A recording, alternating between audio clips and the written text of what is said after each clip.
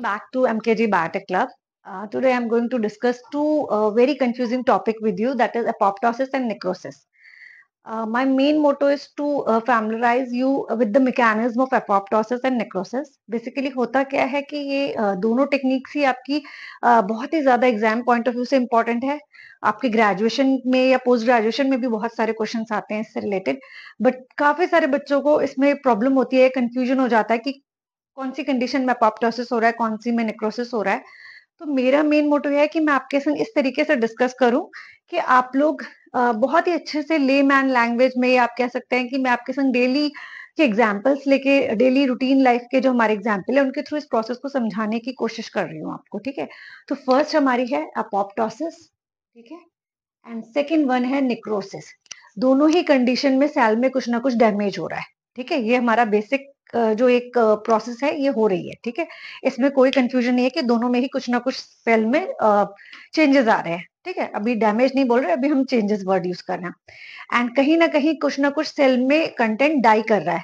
May be कुछ components हो सकते हैं, सेल के ऑर्गेनेल्स हो सकते हैं, या फिर पूरा का पूरा सेल डाई कर रहा है. ठीक है, तो फर्स्ट हम एपोप्टोसिस से डिस्कस करना स्टार्ट करते हैं. एपोप्टोसिस कंडीशन बेसिकली क्या होती है आपकी PCD, that is programmed cell death. ठीक है, यहाँ पे प्रोग्राम्ड है. ठीक है, अभी चलो एक एग्जांपल से डिस्कस करने की कोशिश करते हैं. अभी फॉर एग्जांपल आपने सोचा कि लाओ आज मैं अपनी कबर्ड लगाती हूँ. ठीक है, अपनी अलमीरा लगाते हैं आज. तो यहाँ पे क्या है, यहाँ पे आपने डिसाइड किया, दैट मीन्स आपने कुछ प्रोग्राम किया, आपने प्लान किया. ठीक है, कि आज मुझे अपनी अलमीरा लगानी है. ये पहले से प्लान था, इसमें कोई भी चीज रैंडम नहीं है. ठीक है, ये अचानक से नहीं हुई है, ये आपके थ्रू जो आप कर रहे हो वो हो रहा है. फिर आपने अपने कुछ कपड़े इधर उधर किया, आपने देखा कि अरे ये कुछ ऐसे कपड़े हैं जो मैं डेली यूज में नहीं यूज कर रहे हैं हम लोग, तो उनको आपने साइड कर दिया. ठीक है, आपने कहा चलो इसे किसी को दे देते हैं. ठीक है, तो यहाँ पे वो कपड़े आपकी कबर्ड से बाहर जरूर जा रहे हैं, यानी कि कुछ कंपोनेंट्स आपके पार्ट से, या आप कह सकते हैं फॉर एग्जांपल सेल से कुछ कंपोनेंट्स या कुछ ऑर्गेनल डैम बाहर जा रहे हैं. ठीक है, उनको बाहर निकाला जा रहा है, लेकिन यहाँ पे सब कुछ प्रोग्राम वे में हो रहा है, आपके अकॉर्डिंग हो रहा है. यानी आपके लिए जो जरूरत की चीज नहीं थी आपने उसको निकाला. ठीक है, कोई यूजफुल चीज का डैमेज नहीं हो रहा, जिसकी कोई रिक्वायरमेंट नहीं है एट दैट मोमेंट, उसको आप निकाल रहे हो. ठीक है, मीनवाइल नेक्रोसिस क्या कंडीशन है, इसमें भी आपका कुछ कंपोनेंट आपका निकल रहा है. यहाँ पे क्या होता है कि सपोज आपकी अलमीरा वुड की है और वहां दीमक लग गई. ठीक है, अब आपके क्या हुआ, कुछ कपड़े खराब हो गए. ठीक है, वो क्लॉथ्स आपके यूज के थे, बट क्योंकि वो खराब हो गए, उनमें दीमक लग गई, या मे बी कोई आपका फॉर एग्जाम्पल चूहा उतर गया कपड़े आपके, तो वो कपड़े आप आपके तो यूज के थे, लेकिन यहाँ पर वो डैमेज हो चुके हैं, तो अब आपको उन्हें निकालना पड़ेगा. ठीक है, तो बेसिक डिफरेंस आपको समझ में आया. एपोप्टोसिस आपकी प्रोग्राम्ड चीज है, जिसमें कि आपने खुद से या पहले से प्लान हो रहा है सेल में कि इस पर्टिकुलर चीज की अभी रिक्वायरमेंट नहीं है, तो इसे यहाँ से रिमूव किया जाए. वाइल निक्रोसिस कंडीशन में हो सकता है रिक्वायरमेंट हो, बट क्योंकि इंजरी हो गई है या कोई रैंडम चेंजेस आए हैं जिसकी वजह से यहाँ पे हमें इसे रिमूव करना पड़ रहा है. ठीक है, तो आई थिंक अब ये टॉपिक आपको कंफ्यूजन नहीं क्रिएट करेगा, आपको दोनों कंडीशंस बहुत अच्छे से क्लियर हो चुकी हैं. ठीक है, अब मैकेनिज्म पे आते हैं, या इसके बारे में थोड़ा सा डिटेल में देखते हैं. तो फर्स्ट एपोप्टोसिस में क्या हो रहा है, पीसीडी यहाँ शॉर्ट फॉर्म यूज किया है मैंने, that is programmed cell death. यहाँ पे सेल की डेथ जरूर हो रही है, लेकिन पहले से प्रोग्राम्ड है. ठीक है, प्लान किया हुआ है. यहाँ पे जो है डाई कब हो रहा है, जब डेवलपमेंट हो रहा है, सेल का जब डेवलपमेंट हो रहा है उसी टाइम पे वो कंपोनेंट्स को वहां से रिमूव कर दिया जा रहा है. फॉर एग्जाम्पल बहुत ही अच्छा सा एग्जाम्पल है जो आप लोगों ने बुक्स में भी पढ़ा होगा, हमारी फिंगर्स. ठीक है, जब डेवलपमेंट होता है तो ये हमारी फिंगर्स के बीच में गैप क्रिएट हुआ, बट अर्लियर कैसा होता था कि हमारा हाथ पूरा पूरा ऐसा होता था. ठीक है, अब ये वेब लाइक कंडीशन से क्या होता था, हमें ग्रिप करने में या कोई चीज होल्ड करने में प्रॉब्लम आती थी. अब यहाँ पे ये हमारे गैप क्रिएट हो गया. ठीक है, तो ये जो हमारी थी ये चीजें हट गई, रिमूव हो गई. अब हमारी क्या हुआ, फिंगर्स बन गई. पहले वेब लाइक था स्ट्रक्चर, अब हमारी फिंगर्स बन गई. अब ये हमारे लिए यूजफुल कंडीशन है, क्योंकि हम आराम से कोई भी चीज होल्ड कर सकते हैं, ग्रिप कर सकते हैं. ठीक है, ये आपके लिए ये आपका एपोप्टोसिस का ही एग्जाम्पल है, आपका फिंगर्स का. ठीक है, डेवलपमेंट. सेकेंड इसमें क्या हो रहा है, इसमें डीएनए का डैमेज हो रहा है एपोप्टोसिस की कंडीशन में. Withdrawal of essential growth factors. ठीक है, कुछ ग्रोथ फैक्टर्स मतलब कुछ ऐसे ग्रोथ फैक्टर जो पर्टिकुलरली उस कंपोनेंट, उस ऑर्गेनेल के डेवलपमेंट के लिए रिक्वायर्ड है, या उस सेल के डेवलपमेंट के लिए रिक्वायर्ड है, उनको भी रिमूव किया जा रहा है.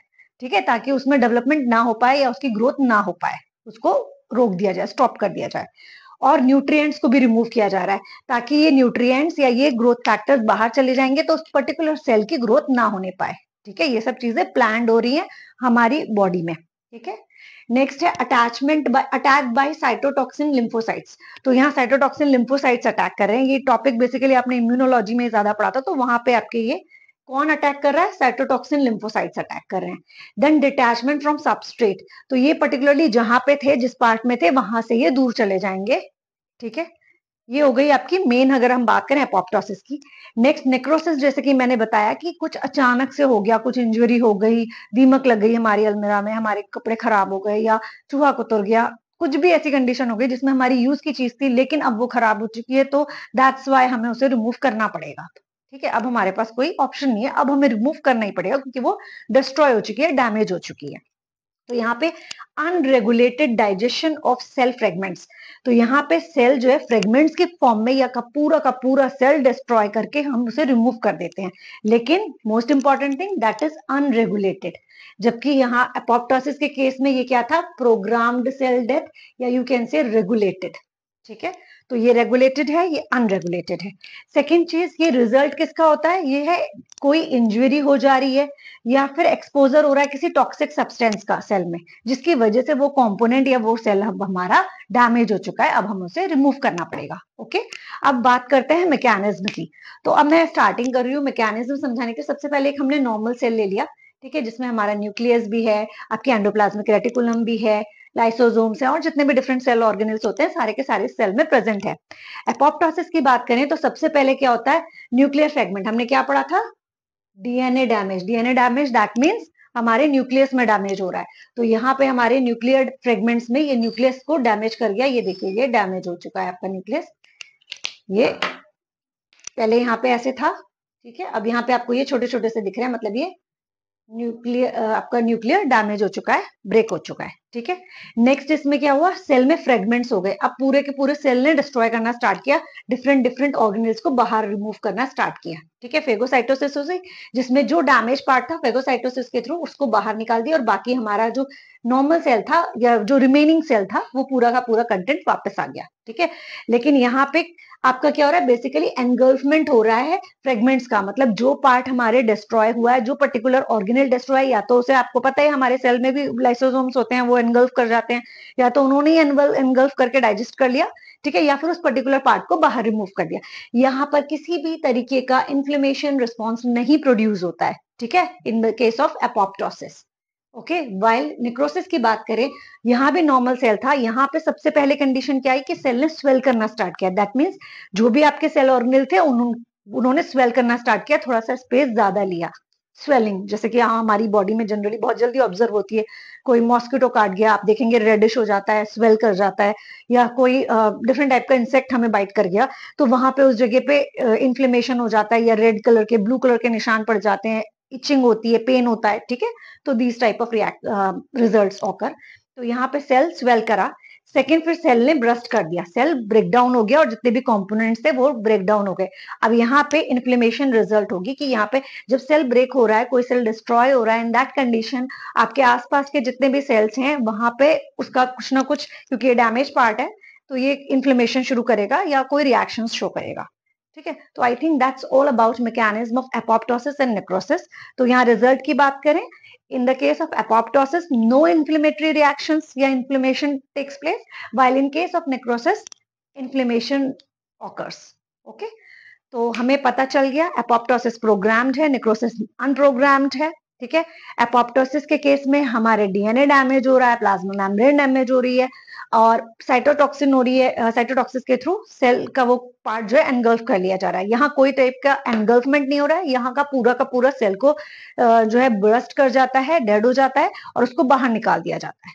ठीक है, I think that's all about apoptosis and necrosis. If you like the content, please like the video and subscribe my channel. Thank you.